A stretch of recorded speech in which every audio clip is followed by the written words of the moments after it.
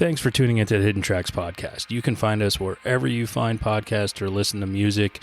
When you have an opportunity, please give us a 5-star review, write a little note, tell us how we're doing. We really appreciate it. It helps us keep this thing going. If you want to reach out to us, you can find us at Facebook at Hidden Tracks. Instagram is at HiddenTracks99, and if you'd like to send in submissions or talk to us or give us any feedback about what we're doing, our email is myhiddentracks99@gmail.com. Thank you so much again for tuning in, and I hope you enjoy the show.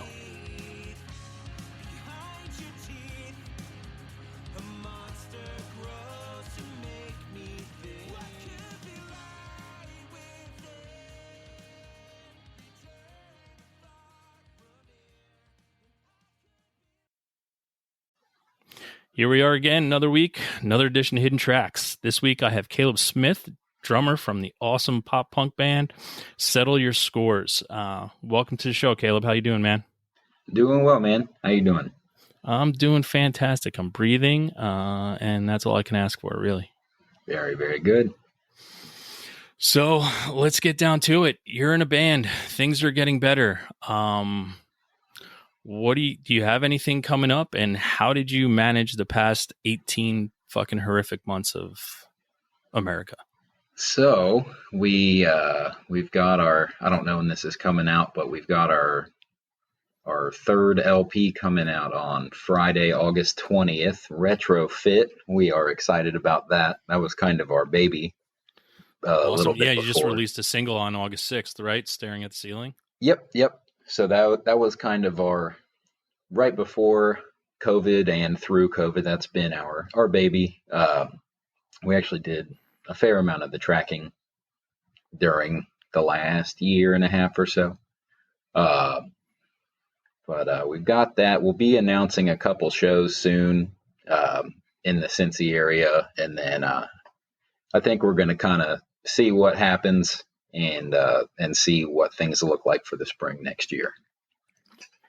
Nice. Now, you got some things in the Cincy area. Was it hard for you to get somewhere to play? I don't think it was hard to get the venue lined up. I think the biggest thing to get, so one of the shows we're just hopping on, the other one I'm booking and all of that.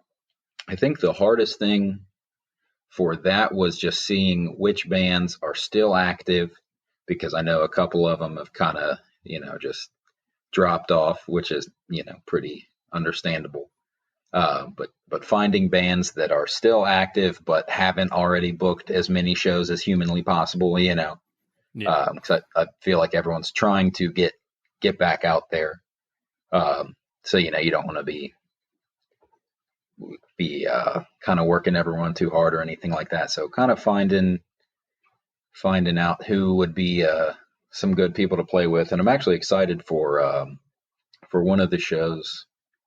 I think it's all with bands we've never played with before, which, that's whatever when you're out and about, but it's kind of different at home. So it'll be fun. It'll be a nice, different experience, That's awesome. So have you run into any issues? I know, one of my biggest concerns, and I've seen it happen throughout what we went through in COVID, is some venues that were beloved are no longer. I haven't heard of any venues in Cincinnati that are resting in peace now. I wouldn't be surprised if there was one, and I just haven't found out about it. We're relatively loyal to a couple venues around here, so we kind of stick with those a lot. But yeah, I haven't heard of any right around here. I know that's a big thing in a lot of places, and I'm sure different markets are kind of getting hit differently, Yeah, it's been one of those things that I've had to try to keep my eye on and watch for. I mean, I when I could, I was donating to the venues that I absolutely loved, whether I had $1, to send them that week, because as much as I enjoy music, it's also about where you're seeing it that makes it so special. Yeah. You can, my thing is I'm right outside of New York City, so I mean I'm not a Madison Square Garden. I'm not an arena guy. Right. I love all the small little venues. So if Madison Square Garden all of a sudden disappeared, I wouldn't give a shit. But if the Bowery Ballroom, Irving Plaza disappeared, I'd have a hard fucking time seeing music in the city. Yeah.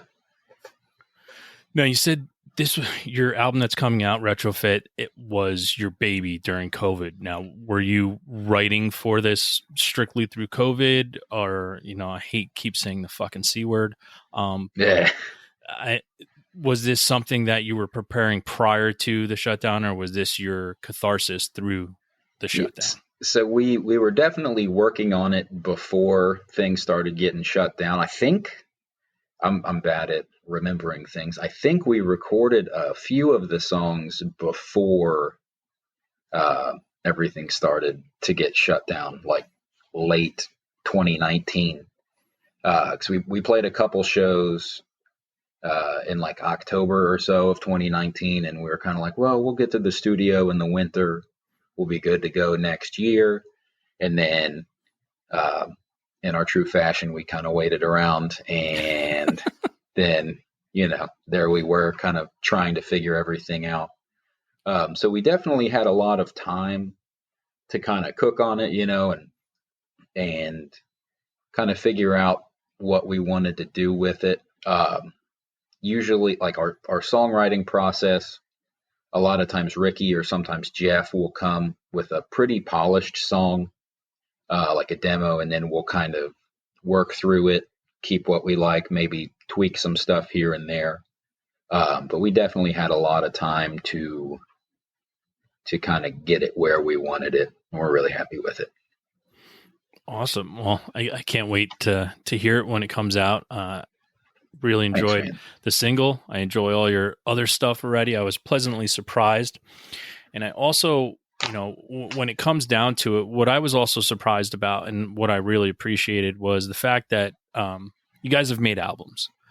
And we're now in that era, I guess we can call it, I call it the algorithm era, where it's all about just pushing out singles, every other month or once a month to try to make some playlist somewhere. When you guys are you writing cohesively as saying, here, this is going to be for our next album? Or is it, we got to get this single out to get on a playlist somewhere? I don't feel like the process is specifically for the album. Like with The Wilderness, we kind of had what we had and we put it on an album. I don't think we had any leftovers, during that process. With Better Luck Tomorrow, we were going to put out an EP, and then we signed with Sharp Tone, so we needed an album. So we got some more songs together, had enough, to call it an album, and that was good for that. With this, I would say we've probably got maybe 4 to 5 other songs that didn't make it onto the album. Not that we didn't like them, but since we had some extra stuff to work with, we kind of got to be a little bit more picky. So I don't think the writing process is, every song wasn't written with the intention of this has to be on the upcoming album or anything like that. It was more like, all right, here's our pool of songs. Which ones would work best together? And I got to tell you, as an old fogey, as I call myself, who just intertwined in music, that the fact that I enjoy all new things that I find. One of my biggest issues is when I find something new, and I'm like, wow, this band's pretty awesome, and then I'll go search out, wherever I found it on Bandcamp or Spotify or something, and I'm like, they got 4 songs. Like, what the fuck? Yeah. I need more. Like, and that's where sometimes I don't know if it's a good thing or a bad thing, or if you're a band and you're doing a disservice to yourself by only having 4 songs. But again, I don't know the algorithm game. I don't know how it fucking works. I think it can go either way. I mean, I'm not an expert by any stretch of the imagination. Um, but I mean, if you have some songs they do well, you don't need 5 LPs worth of stuff just to Yeah. get monthly listeners or anything like that. I think our mindset typically going in and with making albums is we feel like they're kind of a little bit sturdier, if that makes sense. We feel like a 10 or 12 track album kind of carries a little bit more than a 5-6 song EP. And I mean, I feel like lots of bands put out really good EPs, and I understand the single game and everything like that. But I think for us, we like the albums because they carry a little bit more weight or whatever, and we try to make our releases kind of flow together a little bit. I know, like with Better Luck Tomorrow, some of the songs were like really heavy and some of them weren't at all. But like with our releases, we've always tried to make it as much of a full thing from beginning to finish as we can, if that makes sense. Yeah, full story. Full Yeah, story of yeah. an album. Yeah. And I don't think any of us are like purists in any sense like that, but I do feel like if you were old enough to like grow up, buying any cassettes or CDs, if like you got your mom to buy you 2 CDs at the store, like you had those to listen to until And you that could was it. punk her out again. You know what I mean? Yeah. So, And I so mean, you definitely got more. You got more attached to those. yeah, and I guess also at the same time, I mean, open my mouth, insert foot. But I guess now sitting here thinking about it, I mean, I remember a lot of the bands that I loved, and I'd go see live at the local firehouse or wherever. I mean, I could only at the time, and then for me, it was the '90s. I could only buy a 7-inch that had 4 songs on it anyway. Yeah. So I'm, I guess I'm just things pop up so fast, and I also think for me now is just the rabbit holes I go on and finding music and finding music that I think people should hear that maybe not everyone's following or knows about. My biggest radar is, hey, have you heard of this band? Talking to, another person that I know that loves music. Like, no, I never heard of them. Like, how have you not heard? Here, listen to it. And that's one of the things that, I hate watching also bands that are, I'm like, wow, this band's fucking amazing. Then find out they put out one album and they're like, yeah, well, that was it. And it's an amazing one album and no one ever did anything again in music. Like, it's crazy to watch that disappear and go by the wayside when there was something that was so beautiful and everyone was talented in their own ways. And then it just is gone because no one found it.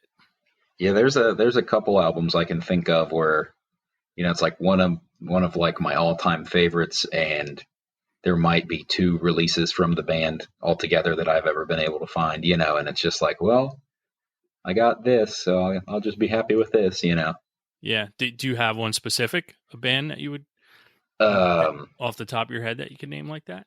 Me Versus Hero, they have an album, I want to say it's called I'm Completely Fine. It's their second full length, and it's perfect from the beginning to the end.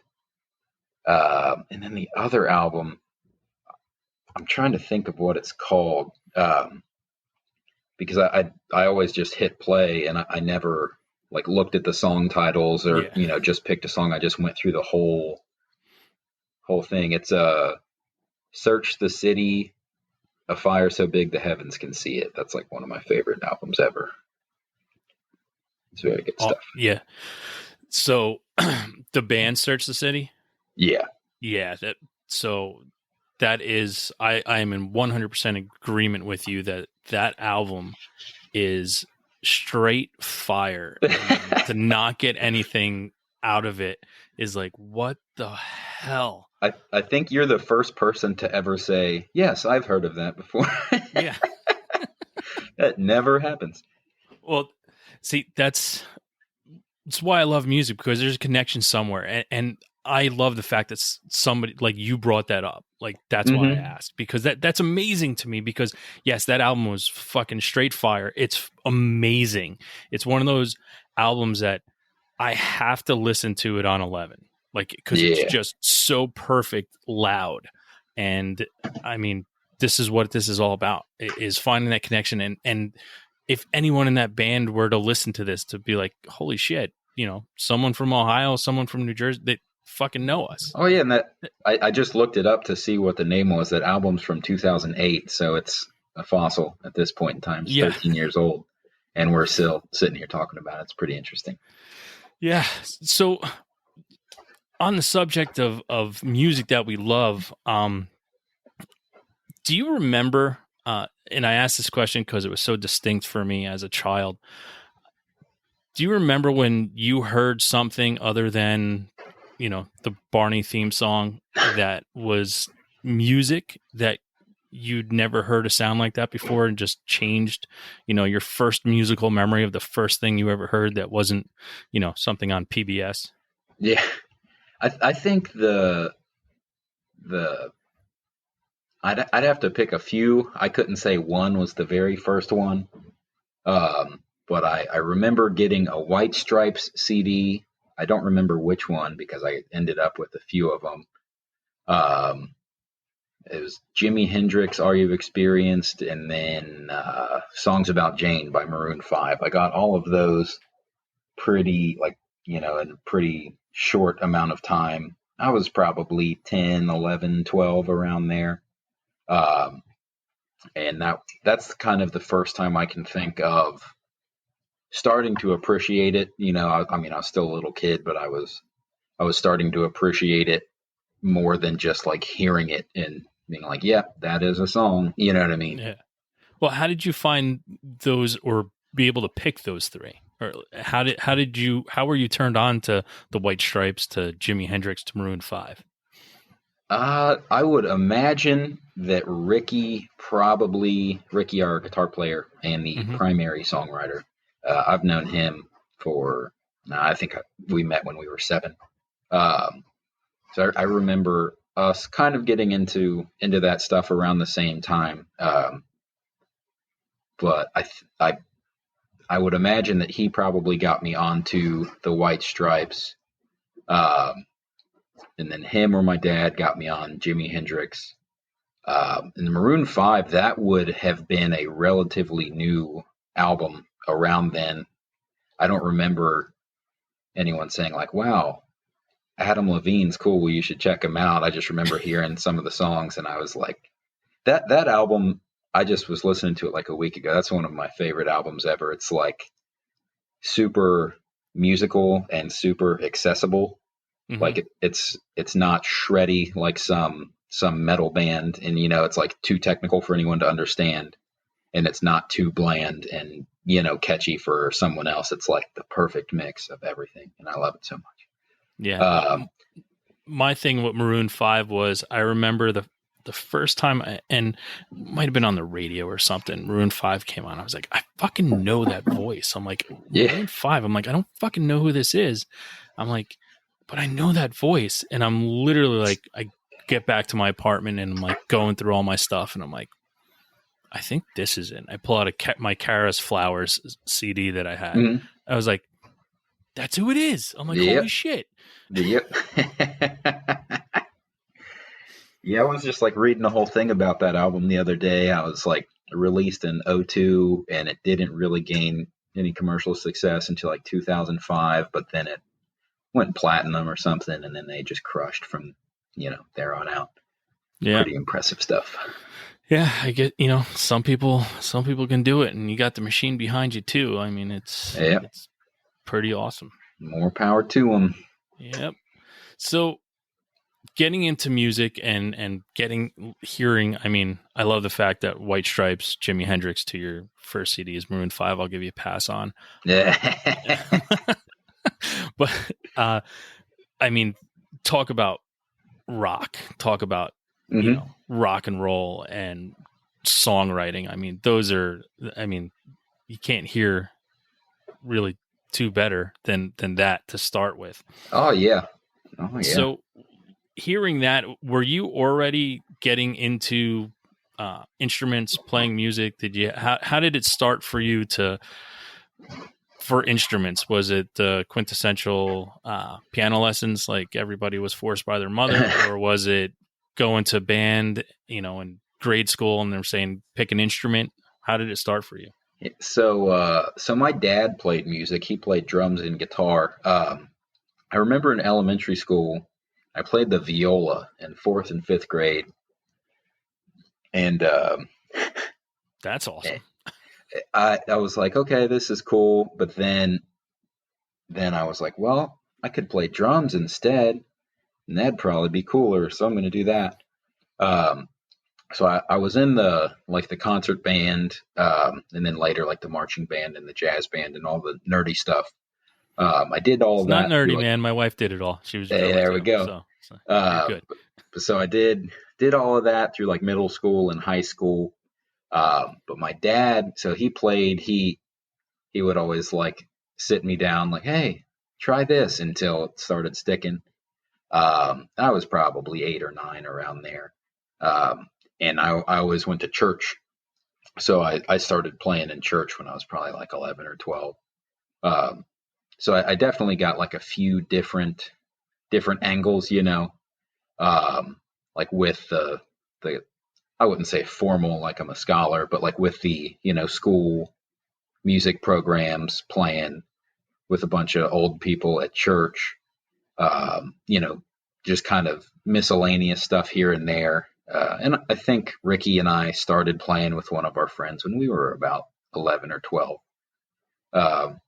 So I've always had a couple different things going on, to hopefully keep me a little more fresh. But yeah, I'd say, about 10, 11, 12 is when it started getting, going, I guess. Now, what was the name of your first band with Ricky when you were 11 and 12 years old? You had to have had a name. Yeah, I think we did I think it was like All Out Attack or something. We played at the library Battle of the Bands because Ricky's mom worked there. And that was pretty sick. We did that for more years than anyone would like to admit. Then I think we were Psychedelic Puke for a spell, and probably like 15 other ones, but those stand out to me. Now, do you remember the first time in that wasn't school or church of playing in a Battle of the Bands? Do you remember what it felt like? Can you explain how you felt playing at something like that at that age? It's kind of funny because it felt cool. Like we all were growing our hair out long, and they were learning power chords and stuff, and I was trying to play on time. And so the first couple of years were obviously just little kids being really bad at everything. So my dad had a VHS, so, he was recording our performance or whatever, and we're playing some Nirvana song, and I'm playing the drum beats backwards, and Ricky sounds like a little girl, and we all look like little girls, and it's really funny. But I feel like we started so young and started trying to play out that it wasn't stressful, but it wasn't oh, we've practiced for 5 years. It was kind of we kind of know some stuff, so let's go do this and see what happens. It was very just kind of let's go see what we can do, and it was a lot of fun. Yeah, well, it takes a lot of balls to be that young and to get up and do that, man. Yeah, it was a good time. It was always kind of funny because we were man, we're playing at the library, but then it you play and you're like, hell yeah, dude, we totally shredded the 7 Nirvana songs in a row because that's all we could play at the time, But yeah, you're yeah, we're at the library, and then you're but let's actually try and be as cool as we can in 2003 or 4 or whatever. I mean, as you get older, you could have lied to me and said it was a venue that was called the library. Yeah, I could, but I won't do that to you, So when did, if you're doing that Battle of the Band stuff, and when did it become kind of serious for you guys? When did you start to to say, hey, this is something I want to pursue? Yeah, so Ricky, myself, and our bass player, and then eventually a couple different singers and other buddies we had and stuff. We played all throughout like middle school and high school. And then our bass player left for basic right after we graduated. So we were like, well, we need other people, you know. Mm-hmm. So we had some friends that were in an existing band, and their drummer played keyboard, so he switched to keys. I played drums, Ricky played guitar. So we did that at a high school for a few years, and I feel like we were trying to take it seriously, but we didn't know how. And then after a few years of that, I think everyone but Ricky and myself either got a solid degree or got a solid job. And then it was us. So we were like, well, we better start over again because we're not responsible enough to do any of that. So I'd say all the stuff leading up to Settle Your Scores was our like version of, kind of like a ramp up or working towards it. And then I think we started looking for people at the beginning of 2014, and then we ended up with everyone except for Jeff at the end of 2014. He came in 2015.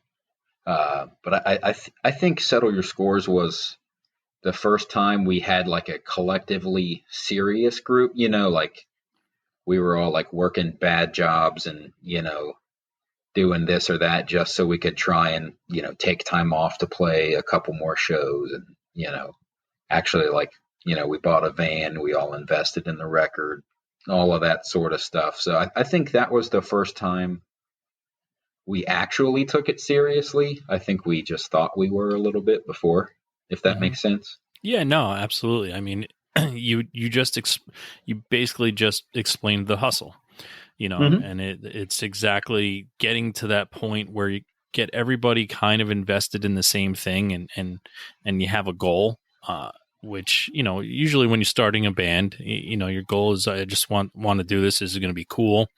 And, you're just doing stuff. But when you get everyone on the same page and hey, we're going to invest in this. Yeah, you're fucking delivering pizzas or, doing whatever you got to do to scrape up money. I mean, that's the hustle, and that's how bands start. It's very rare that bands start and they're signed and here you go, right. We got $1 million machine behind you. You're explaining the hustle of where I think a lot of great music truly comes from, because that struggle to get to where you are. Oh yeah, we had putting out records. We had our fair share of ramen and peanut butter and jelly and all of that stuff, Tuna straight out of the can. Yeah. Oh yeah, that's only Jeff's favorite food. Only saying because I've done it. So you get together 2014, Settle Your Scores, full cohesive unit coming along, and you're putting together music. One of my favorite lines from anyone in music, not a favorite band or a guy, but Gene Simmons said, you have your entire life to make your first album and 6 months to make your second. Yeah. I mean, so when you were coming up with that first album, was it exciting when you were putting it together because you had this time and you got everybody's invested in wanting to do this thing? Was it things came fast because you're like, we got to do this because we invested in it? Yeah. I don't think, it took us. So we started messing around 2014. We released The Wilderness at the beginning of 2016. So it started off with me and Ricky in his mom's basement, and he was just like playing these crazy riffs in front of me like 15 times so I could try and figure it out. And that's before we like made demos and stuff. And then Ricky grew up and started making demos, and I figured it out. But I think it took about as much time to get everyone together as it did to really get through getting the whole album ready. But I think we were I think we were excited because everyone had been in a band before. Um, Pat was probably the only one, in a band of like you know, any sort of noteworthy status or whatever.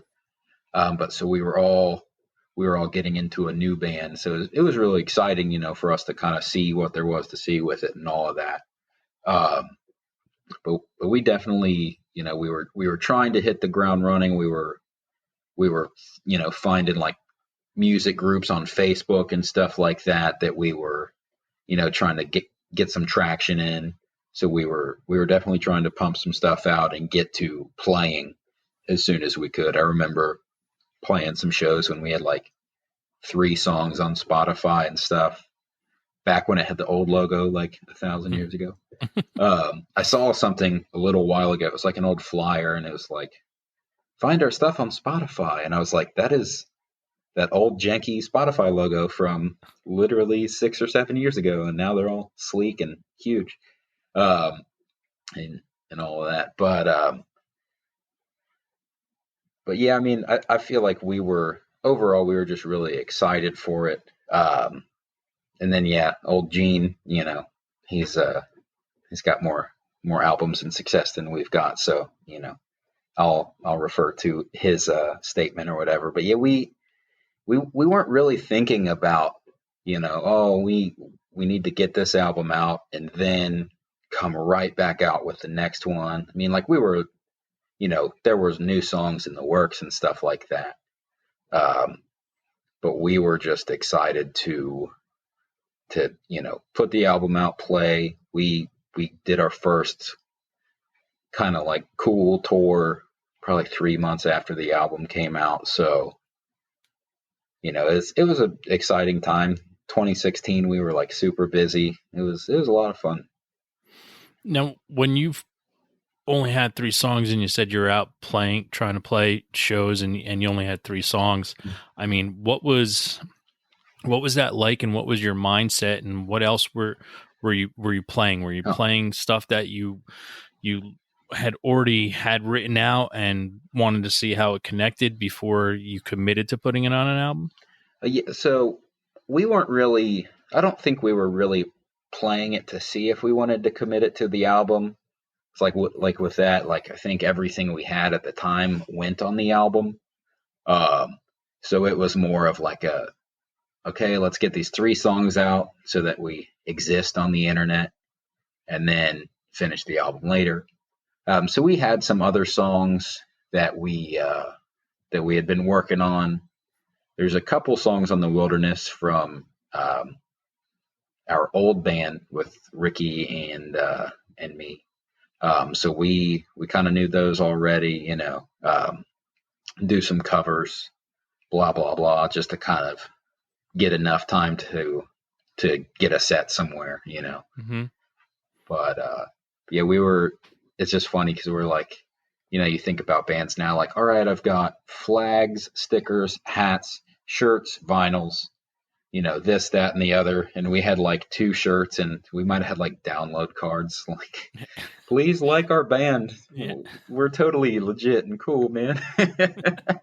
Listen, I remember download cards, and that was a thing too, where I never looked at anybody differently because they only had download cards, because I'm like, listen, they're trying, and I get it, You can't afford to get an album out right away. It should cost money, and and honestly, when you're starting out, you don't have anything, and you're trying to create something, and you're trying to use your passion for what you're doing to create the fact that, hey, maybe 6 months down the road, we're gonna have 40 shirts, and we're gonna have 100 CDs, maybe. Maybe that's where it all comes from. So I mean, the download card, I remember it very well.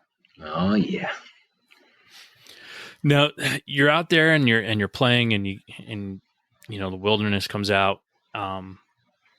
What was your feeling when you said you had a very busy 2016, and had your some months of a tour going on? What was your reaction and your feeling while you were out there doing that? Like, was it were you guys very nervous about it, or were you just like, all right, we set out to do something and we're literally out here doing it?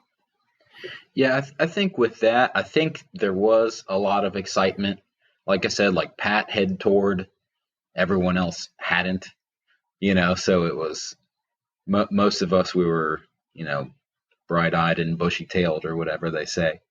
Um, and it was a lot of fun. I really enjoyed it. I think there's like a lot, I'd say most people that like have done any relatively DIY tours would say there's a lot of really fun times, and then you'll have days where like someone doesn't pay you, or you bust a tire, or a show gets dropped when you're like driving there, but you're driving out of the way already, and this, that, and the other. So some of the stuff can kind of take a toll on you at times, but it's super fun, and I feel like if you have the chance to do that, and you're not like gonna be homeless when you get back or whatever, I definitely I feel like it's something to enjoy as much as you can while you're doing it. I think that year we did just under a couple months with like For the Win and Abandoned by Bears. That was the real long one we did. We did a few weeks with Knockout Kid, and then I think we did a couple weeks with Bad Case of Big Mouth. And I think that was it. But it was really fun, and it was kind of just spaced out enough so you go, come back home for a little while, go back out, come back home. So it was a nice rhythm to it that year. It was a lot of fun. Nice. So in all your time now of getting past that and touring after that and prior to the C Word, I preface this by saying it doesn't take away from any other band you've ever played with, but is there a band that you were on tour with that you sat back and watched and you're like, this is the best thing that I could have ever seen right now? That might take a second. I think my favorite band to watch out of just about everyone we've played with, at least that I can think of, would probably be Abandoned by Bears. Because their stuff is like real heavy for pop punk kind of stuff. They were really good guys. All of them are way nicer than everyone in Settle Your Scores. And they were just a lot of fun, and their stuff is as far as I could see, like from the guitar perspective, seeing as I don't play guitar, it's like pretty technical, and it was like so well executed every time. It's just watching really talented guys do really well all the time. And they had a lot of energy, and they're really fun. And there was, I think it was in Chicago. It was like 2017 or 18. We played at the Cubby Bear. I think it was a pretty lightly attended night. But I think they were called like When We Was Kids or something kind of goofy like that.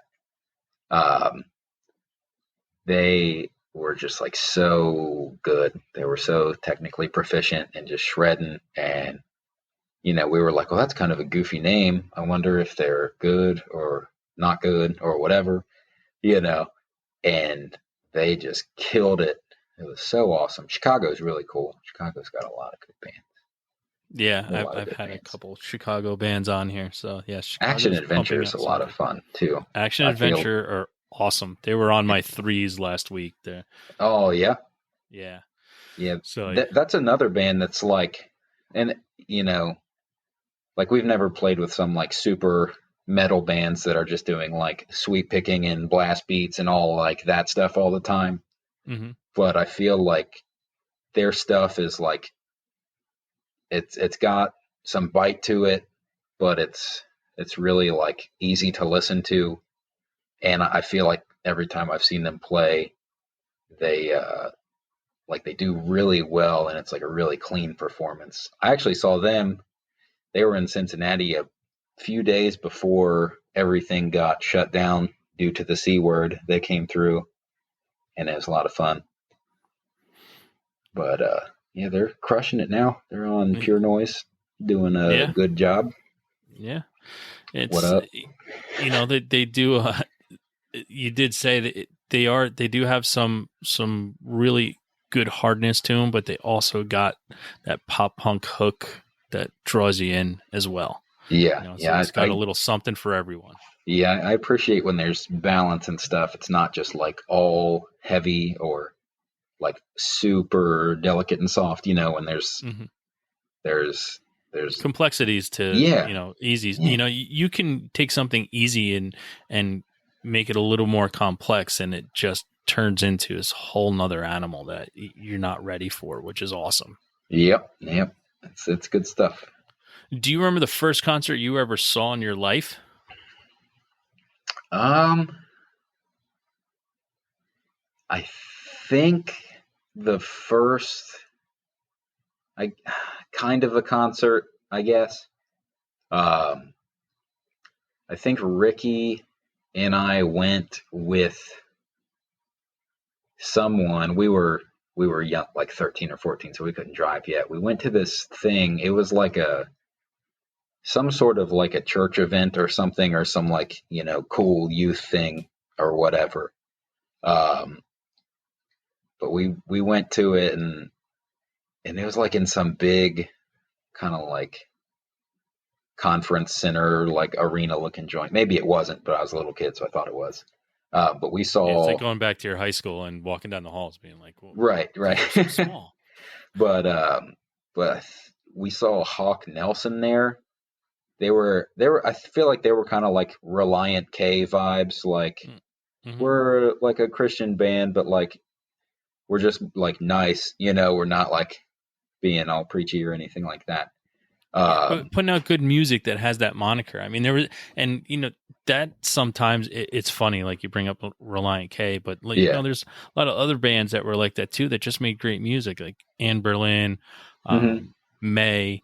Like they got their first album comes out and their label is Christian rock, and then their next album they're emo, but it's the same fucking sound. Like, it's the same thing, man. They're just like nicer than other people, I guess. I don't know. Yeah. But I think that was the first like legit, performance I saw or whatever.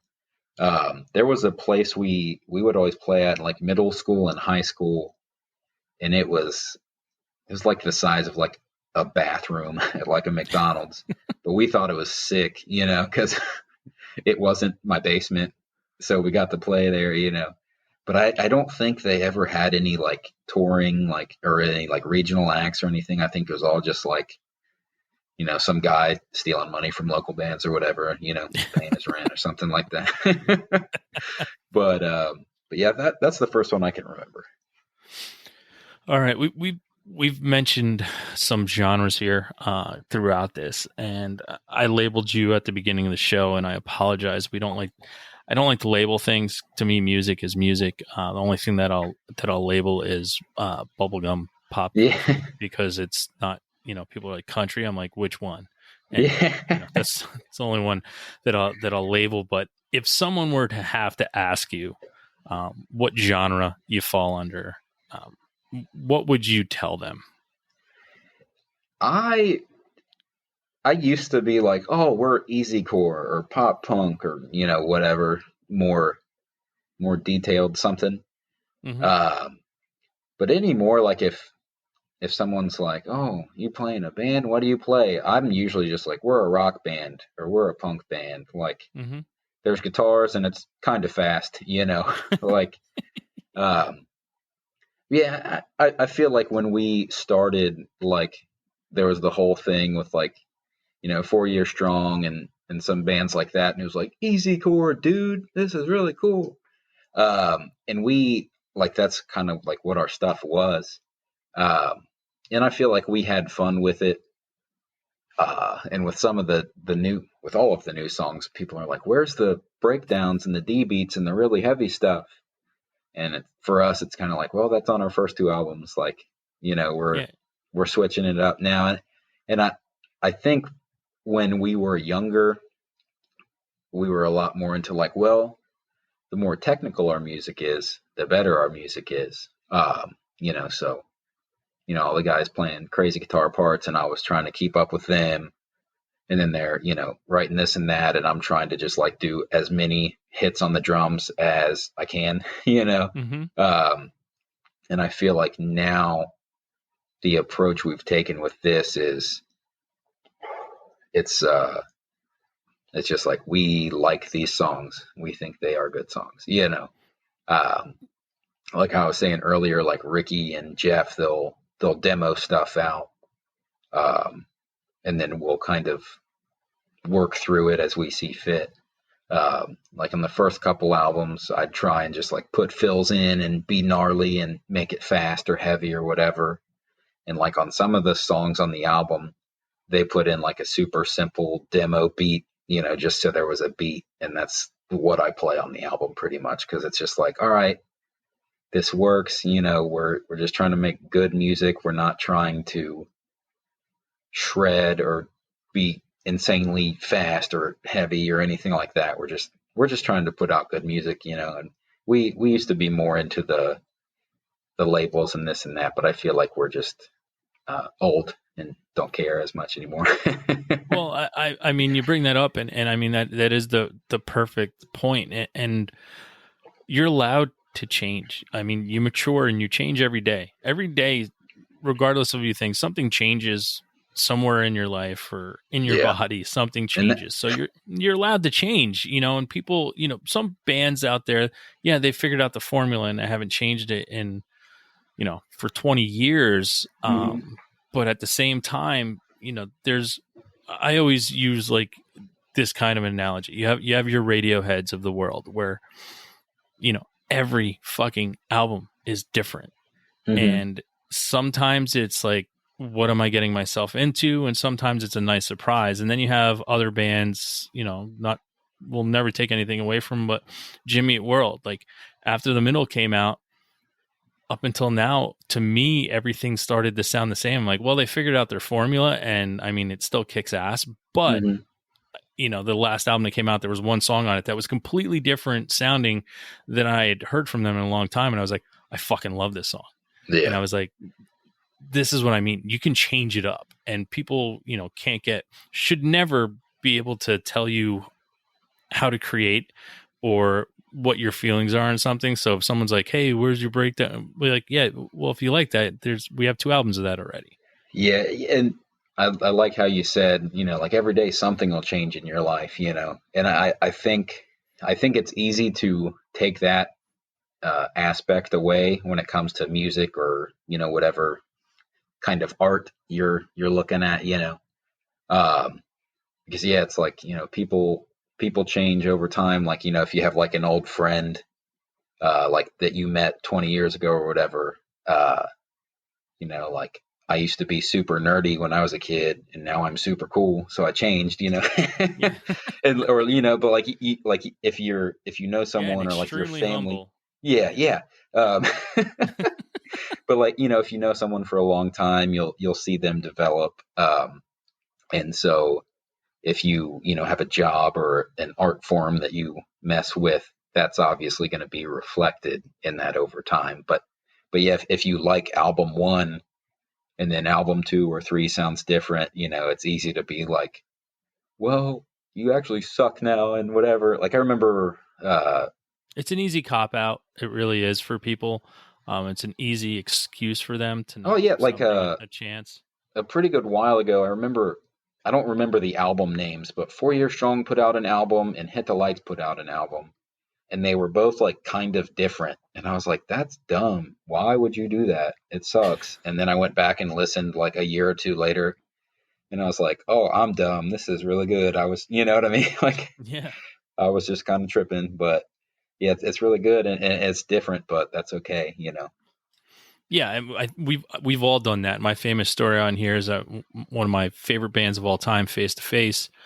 I remember getting their self-titled album. It was their 3rd album, and they had just gotten signed and had money behind them. And one of their songs was going to be on the Mortal Kombat soundtrack. So I'm like, all right, things are happening for him. I get the album. I put it in my CD player. I'm on I-95. I get to the 5th song. I take it out of my CD player and throw it out on the road. In an act of defiance. Yeah. And honestly, like 4 years later, I go back and listen to that album. I'm like, shit, why'd I throw that out? But it was something had changed. And I was very resistant to it. I was also young. I was probably 20, 21 years old, or wait, that came out. So I was probably 19 or 20. I was in the military, and I was looking for, don't have much excitement when you're in the military. When you're looking forward to something. And I was looking forward to getting that album, and I went and got it, and I was like, fuck this. And I threw it out, and that's the same thing. Shame on me. You don't have to like it right away. And that's where I think people like give up so fast. And nowadays it's easy to give up because you're not invested. You're not spending money, so you're not invested. Yeah. And you're talking earlier about like the algorithm age and the, singles and, shorter releases and this and that. And it's really easy to be like, oh, the one song they put out sucks. So, I won't listen to them for 5 years and, whatever. Whereas like if it's like a whole album, you might be like, well, the 2 songs I thought were really bad, but the rest of it's still good. So I'm still cool. You know what I mean? Like you have more to work with, where now if you're getting quicker hits of it, you can make kind of rash judgments without hearing a whole lot of stuff. Yeah. And one of my buddies, musician, put out an album. I think it was his 8th album. But one of our friends said, I didn't really like that song. He's like, you don't have to. He's like, see, that's the thing. You don't have to like it. And that's fine. He goes, listen, one of my favorite artists is David Grohl. He goes, and he puts out a lot of songs I don't like. He's like, so you're allowed to not like it. It's okay. Like, but you can't expect me or a band to constantly put out a perfect album. Like, it's just not going to happen, and that's fine, but we like the song, and we recorded it, and we put it on the album. So if you don't like it, that's fine by you. Like, but you don't have to like everything. So as you brought up, someone hears one song, like, I don't like that band, and turn it off. But, someone plays a song at a party one day, and it's that same band that they said they didn't like, and like, what is this? I really like this. And you're like, ah, shit. I've done that a million times before, and then I got to, hang my head a little bit. Yeah. So here's something. If no one had ever heard of your band, Settle Your Scores, and what song would you play for them out of your catalog that would say, this is the song that describes us, that would probably mean the most for you to get into us? That's pretty heavy question right there. Listen, a lot more heavy ones coming up, so strap in, buddy. I think one option, not that it's like the far and away winner or anything like that. Poster Boys for Bad Luck is like it's the second track off the Wilderness. It's the first one after the intro track. I feel like that. It's obviously like one of the first things anyone could have ever heard like from us or anything. But I feel like it's kind of I feel like it's a good representation of us overall. It's got, a little speed to it. It's got a little punch to it. But I feel like the lyrics kind of sum us up pretty well. Like the title itself is just like Poster Boys for Bad Luck. Like we always have felt like we've worked pretty hard on stuff, and here we are. You know what I mean? That kind of deal. It's and then you go 2 albums later, and then you have Meant for Misery, which is like it's like the same thing, just a slower BPM and a little fatter beat. You know what I mean? Yeah, it's called a pattern, Caleb. Yeah. So I feel like that's kind of like how we roll overall. Like we like to have fun and try and not take things like too seriously, but and maybe we're just pouty, but like, there's always things where it's like, man, I wish this would have happened for us. That would have really made things easier, and we wouldn't have had to do X, Y, and Z just to try and keep floating by or whatever. Um, it, yeah, I don't know. Like you're talking with we were just talking about how things evolve and change over time. Um, I I feel like we've got the two albums of the kind of heavier, more like easy core music or whatever you want to call it. And as of Friday, we will have one album of not heavier, easy core, whatever you want to call it, kind of music. Mm-hmm. So if you look at the catalog, it's still mostly one thing. But I feel like overall we've kind of changed. We're still the same people and everything, but it's like we're just kind of expressing ourselves a little bit differently. So I'd say if I had to pick one of the newer songs to like define us, I know I just mentioned Meant for Misery, but I feel like 1999 would be a decent one too. That was the first single we put out for this album. That was a while ago. I don't know. It was a few months ago. But I feel like that song is it's literally like the chorus says, "Someone take me back to 1999 when we were all little kids, just hanging out and like picking our noses and playing with toys and stuff." And like, Wait, you're not allowed to do that anymore? Yeah. Newsflash. You just got to be discreet about it, Yeah. You gotta Spoiler alert, people. Yeah. Don't pick your nose, and you're not allowed to play with toys anymore. Yeah. But I feel like with that, like we all are, working, being adults and stuff. But I feel like we all still like to just like have fun and like not be so serious about things. Like we listen to like we all like Blink 182 and Newfound Glory and stuff like that. And if you have ever seen them live, or if you like seen their music videos, they're just like super funny, like all the time. Like they're not like trying to be epic or anything, Yeah. Like they're just like running naked down the sidewalk. And it's like and using wind machines to make fun of something instead of using them to have the breeze blowing while your axe handler's on the mountaintop, playing with the fire like going on behind them. There's a like that they work hard at their craft, but they don't have this like tough, serious persona. They like to have fun, and I feel like we've all definitely been influenced by that. You know what I mean? Mm-hmm. Now you brought up like Blink 182, and do you have a favorite band? And when it comes to favorite bands, there's a lot of way to look at it. I look at it as someone that never lets you down, and you can constantly go to their music. And I mean, I know it's hard to pick one. I have my three staple ones that I, have always had. So you're allowed to have more than one, but do you have a favorite band? I feel like I usually have like a rotation, like right now, been listening to a bunch of that Songs About Jane that you're so fond of. I've listened to that 10 times in the last week. Pretty Odd by Panic at the Disco. Anderson .Paak is awesome. I like him a lot. And Bruno Mars, which they have a project. I think they've got an album coming out in January, and it's probably going to be the best album anyone's ever put out in the history of mankind.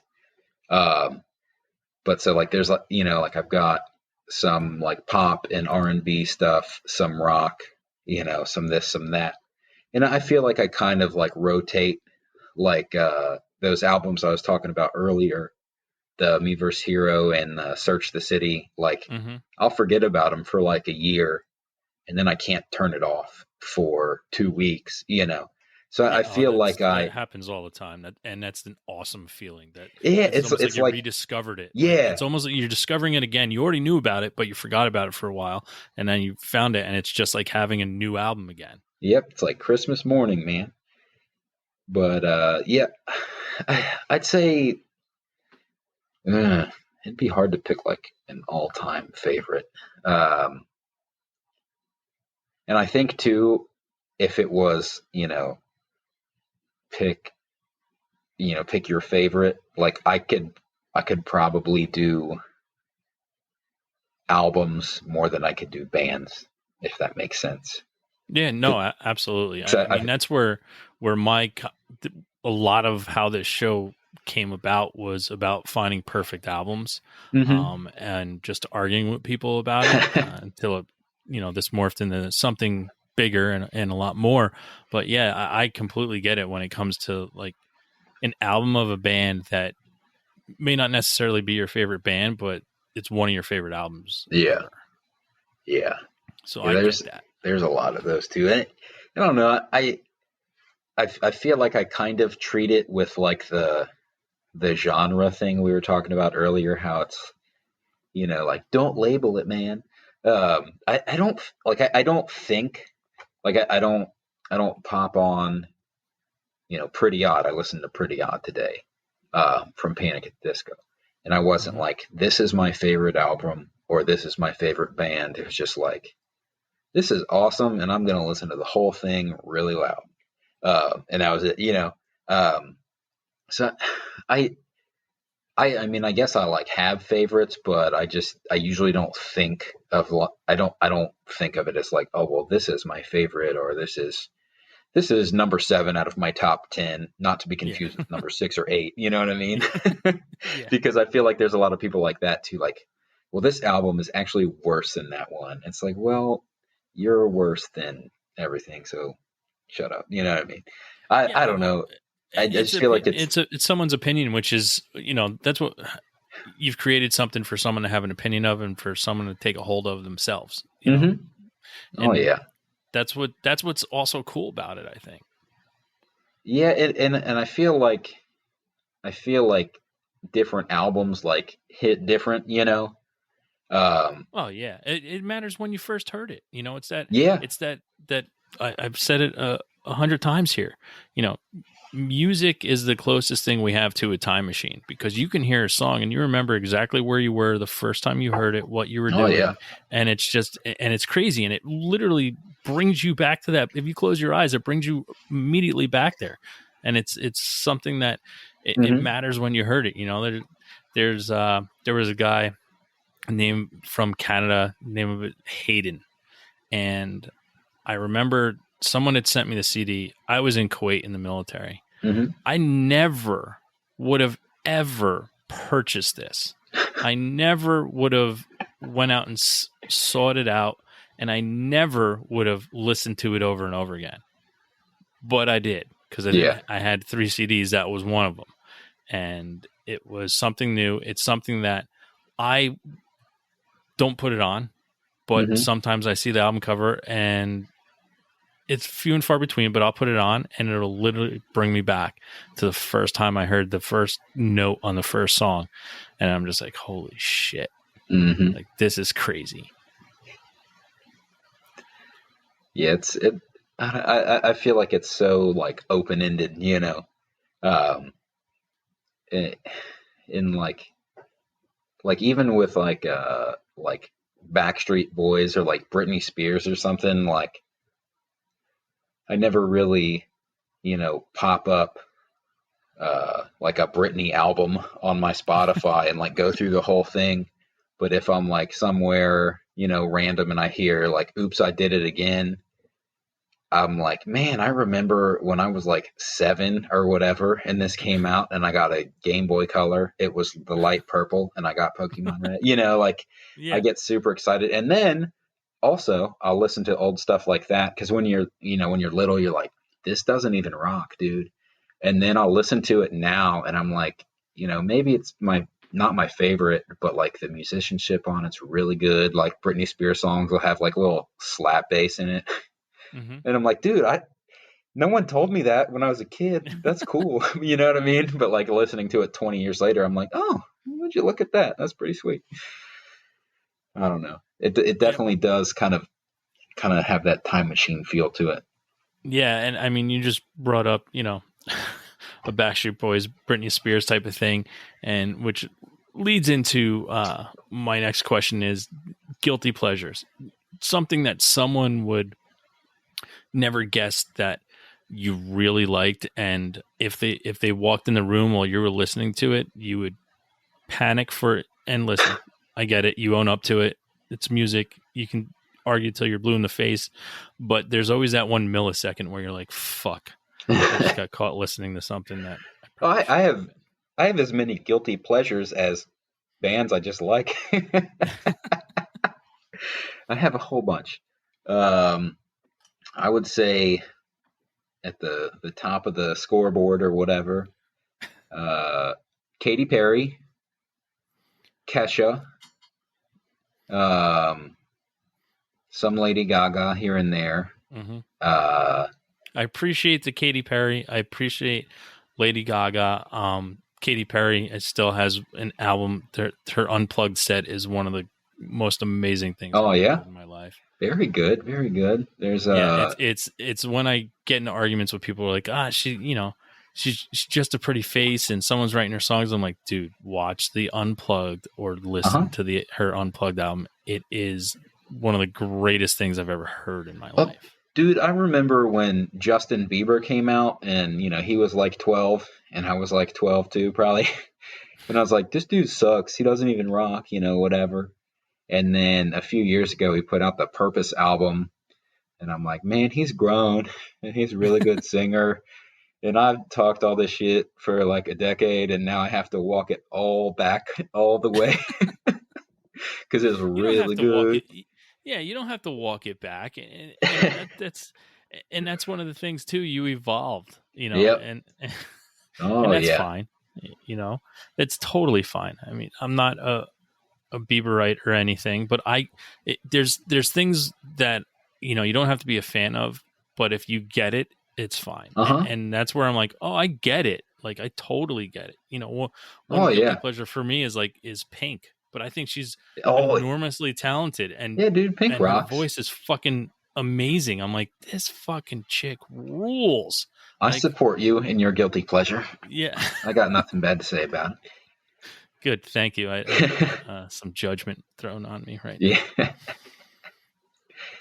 Yeah, it's funny too how like you were saying, like even if it's not like your favorite thing, you can kind of still understand it a little bit. Like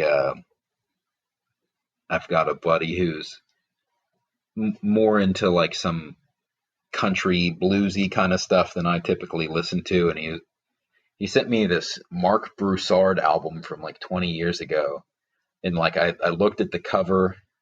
He's wearing like the long sleeve shirt with like two shirts on top of it and like bracelets and everything that The you would wear in 2004. or But the he's Johnny like, Depp collection. yeah, like that kind of vibe. Yeah. And I was like, all right, I'll listen to it.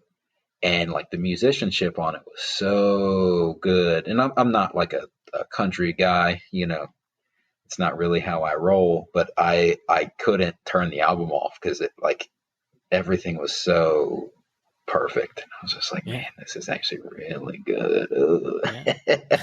Yeah. And that's the thing. If it's good, it's good. I mean, Yep. I brought up last week, which is hysterical that I'll do it 2 weeks in a row. But remember the band Hanson? Yeah. Dude, they dropped a new single. Did they? It's fucking fantastic. It's like a mix of like it sounds like U2 a little bit. Like Yeah. I'm like, what? I What's was it called? driving and it's called let me pull it up. Because I actually had to play it for my wife because I was just like, all right, listen to this. Yeah. And I'm not going to tell you who it is, but I need you to listen to it and tell me if it's good. She's like, yeah, it's not bad. I was like, right? I'm like, it's better than not bad. It's called Against the World. Okay. But it's one of those things where I'm just like, if you didn't know, you'd be like, okay, this is a pretty cool rock song. And I was just like, holy shit, it's Hanson. Dude, just bring it up every week until Hanson reaches out. Like, thank you. Yeah. You can be one of our sponsors now. Yeah. You are our biggest fan. I don't know how you did it. Yeah.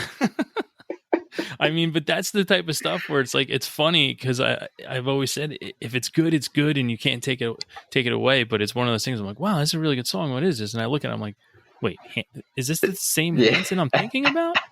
And sure enough, it was. I was like, holy fuck. I was like, all right, still doing it, guys. Get you a little surprise, Yeah. Keep things fresh. So moving on from nerding out on guilty pleasures and telling everyone our dirty little secrets. Oh, yeah. Here's a tough one. So I know it may take you a little bit of time, but if meteor is going to crash into the earth, you have 5 minutes to live, but you have to listen to a song. What would it be? I would say I'd never find the song because I'd be scrolling through Spotify for 5 minutes. I think that's when I would listen to something epic. Like, so you said your wife's a nerd for music. She's in the band and stuff. Mm-hmm.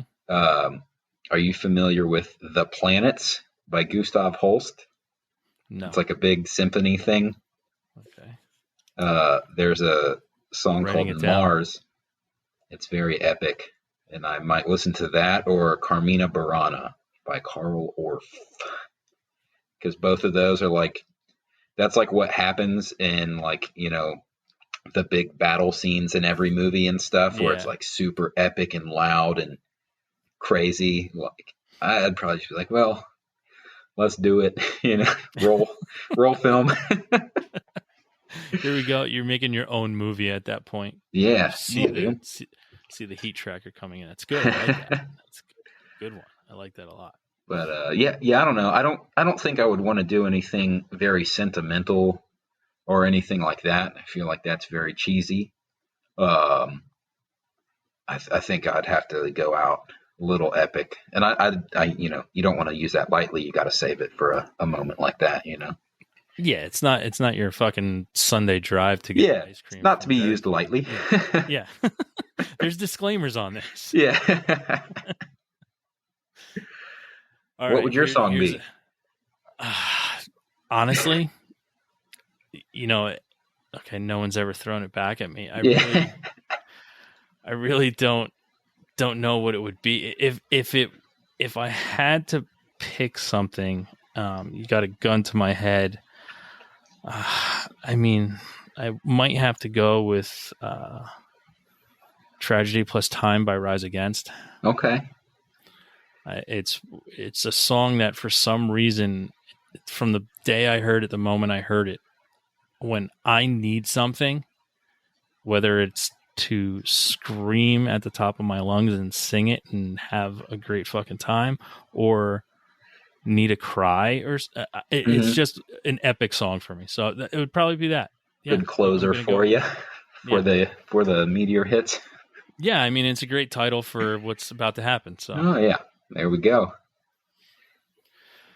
All right, so staying on the morbid train. Think of it. It's your funeral. What one song would have to be played?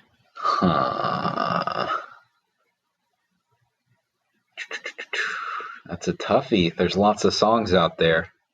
Yeah.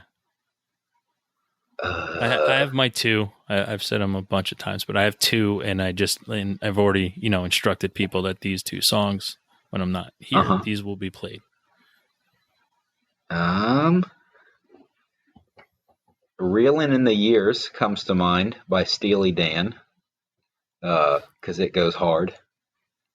I like a lot of old people music. Sorry. No, listen, totally cool. Rock is good. That one comes to mind. It shreds. It's got a nice little shuffle to it.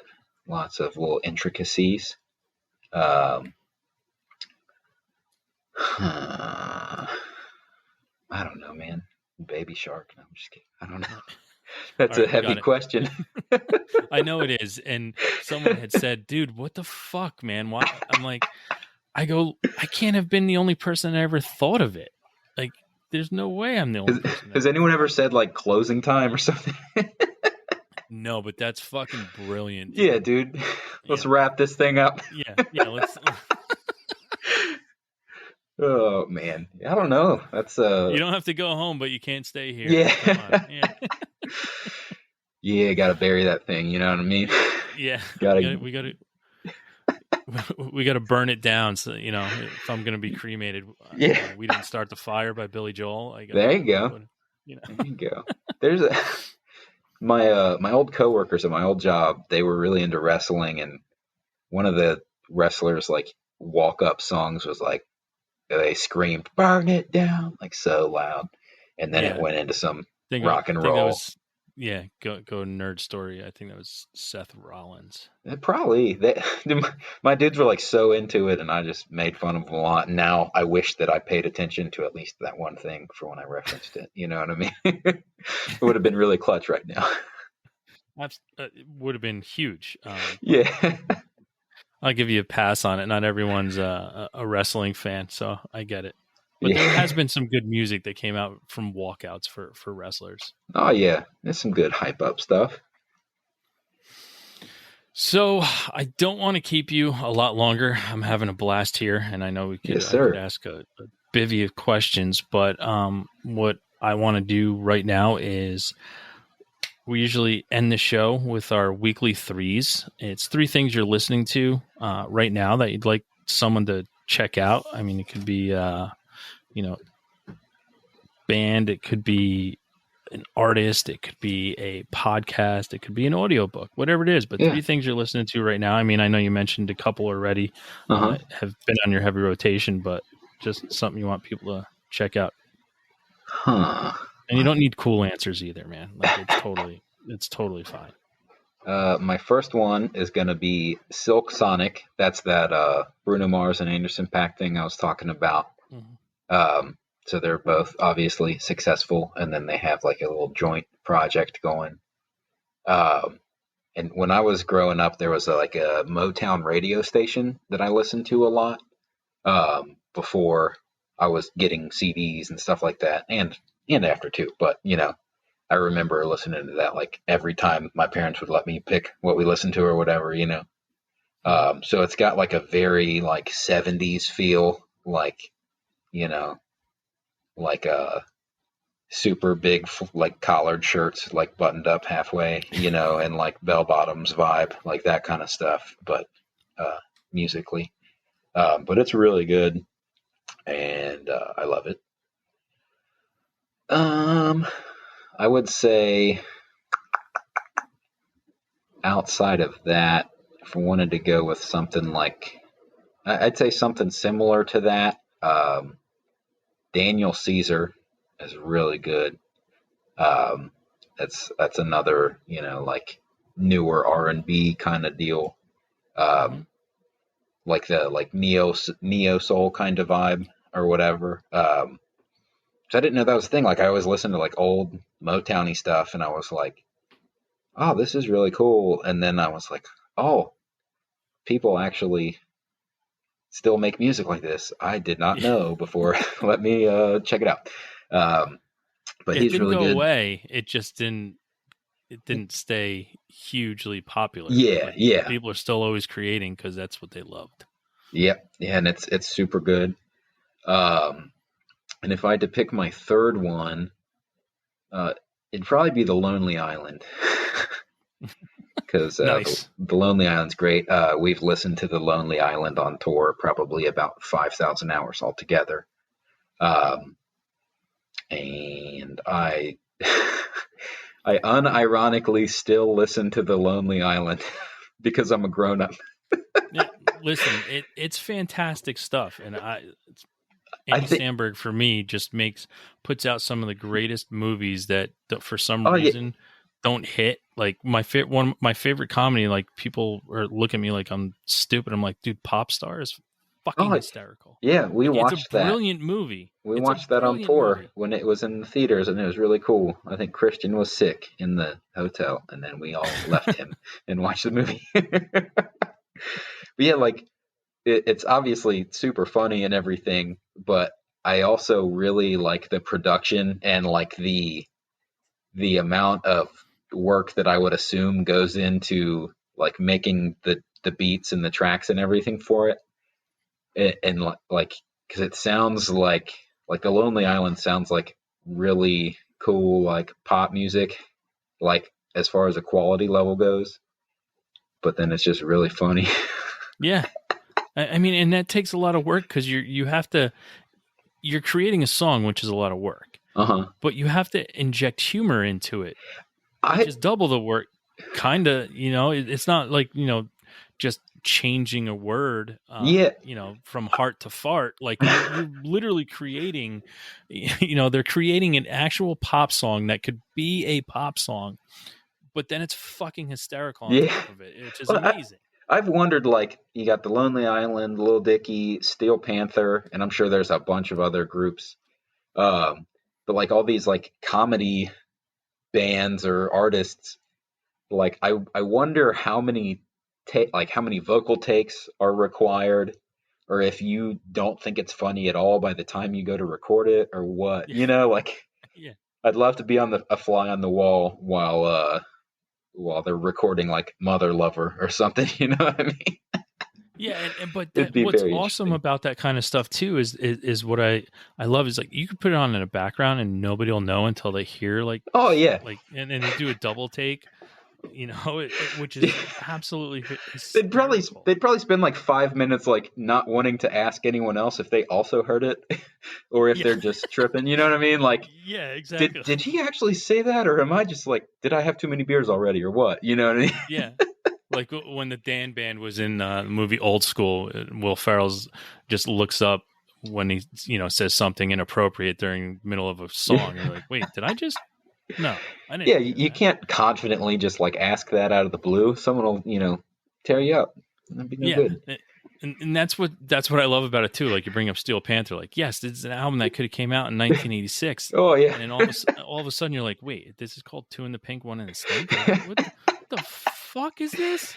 Yeah, and I think it's funny with that, like the Lonely Island's like the poppiest out of the three I mentioned. Like Lil Dicky's all like rapping all Yeah, you got all Wheeler gnarly Walker and Jr. whatever. who does country. You listen to him. Who is it? Wheeler Walker Jr. I have not. Oh, dude, Is it great? it's fucking I'm fantastic. gonna He have some also does homework. yeah, But he like, also does some amazing videos nice, that go with it. But it's country music, right but it's on. funny. He used to be a comedian, Very good. so Yeah. he does this whole thing. It's called Wheeler Walker Jr. All right. It's There we hysterical. go.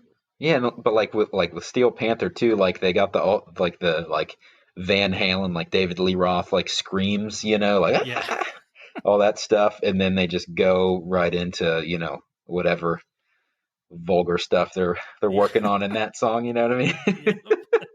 But like they do it with so much pizzazz. It's Pizzazz. very impressive.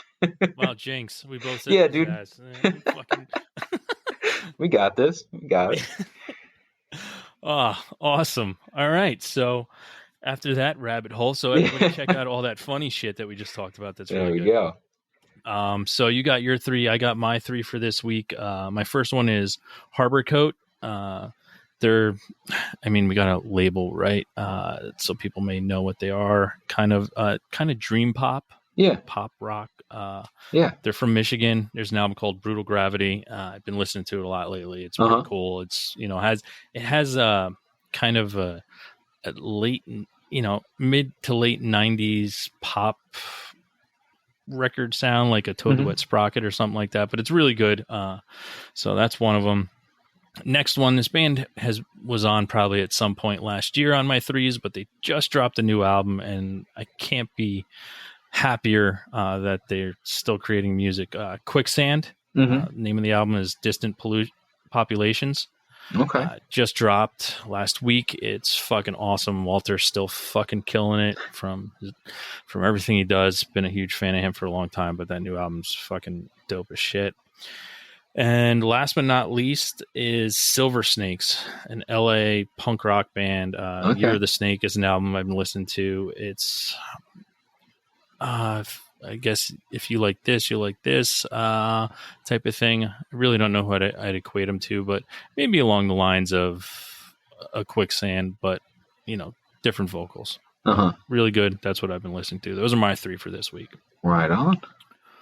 So, Caleb, why don't you let everybody know how to find all your stuff from Settle Your Scores, what you guys are doing, and we know you got your album coming out on the 20th, so we're looking forward to that. But why don't you let everybody know how to find all this stuff? Ooh, let me see what all your handles and shit, man. Yeah, while I look up what our handles are real quick. I'm not that guy, man. Fucking professional. Well, you're the drummer. All you got to do is you're keeping the beat, man. So my role in the band is to go social media whiz. That's where you have all your handles on at shows. What I like to do is go hide with Pat and get our nicotine fix and like stand by a dumpster for 2 hours and then be like, oh, we got to go do something. That's kind of my speed, So Instagram's just at Settle Your Scores. And easy enough. Yeah. And I think our Twitter's the funny one, or the, not just Settle Your Scores. I don't have a Twitter, dude. I don't know. I think it's like SYS Pop Punk or something. I'm going to get made fun of thoroughly by my boys in the near future. It's awesome. It's awesome. What I do is go on Spotify because I use Spotify. But you can find the new album on any streaming platform on Friday, August 20th. It's called Retrofit. We're very proud of it, and we're very excited for it to make its way out into the world. We're with Mutant League Records, so if you want to buy it, you could go to their website and figure out how to buy it. We would appreciate that. I think that'd be pretty cool, Yeah, it'd be pretty awesome to sell some of your hard work. Yeah, that's what you want to call it, Yeah. But yeah, like I said, we're going to have a couple shows local here, not to bring up the C word again, but we were kind of like, we didn't want to like book a bunch of stuff, off the jump in case anything were to happen. So we're kind of, again. We're being followers and stuff.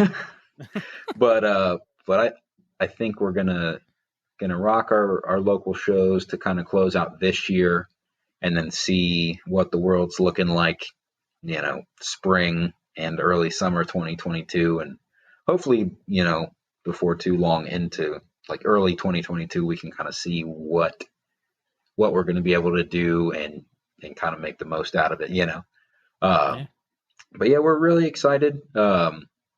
We've got a really fun music video dropping for one of the songs on Friday.